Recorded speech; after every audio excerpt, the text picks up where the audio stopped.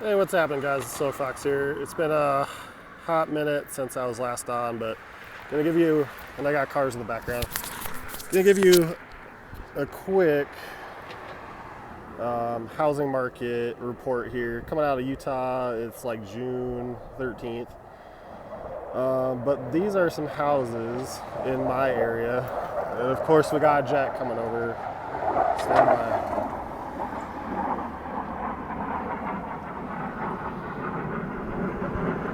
Love it. Oh, we got two. Hold on. You know it's live.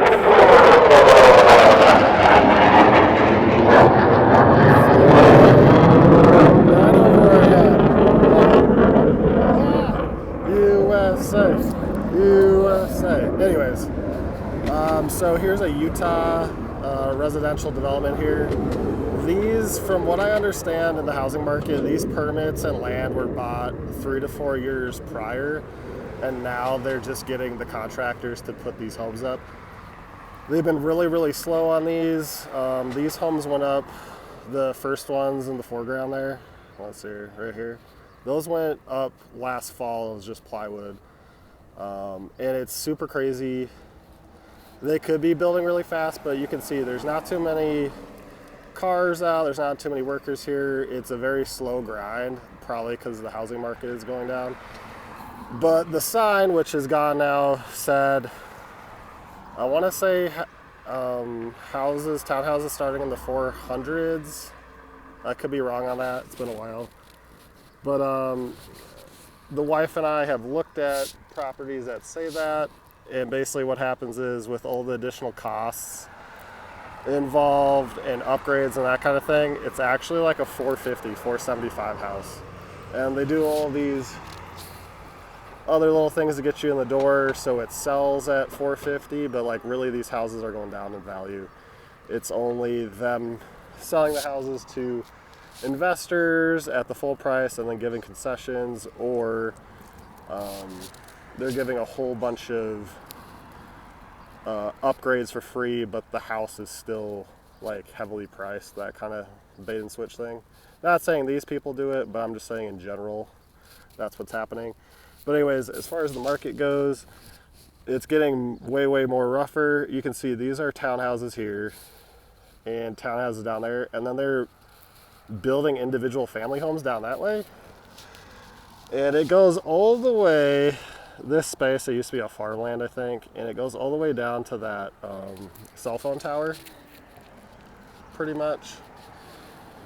And so guys, if this tells you anything, the housing market for new builds, super, super slow. I don't even know if these are sold or not. There's been people saying, oh, you can see in the window, you can't really see it, but in that window there it says sold. There's been stories that some home builders, once again, not saying these ones, that they're putting sold signs just to get people in the door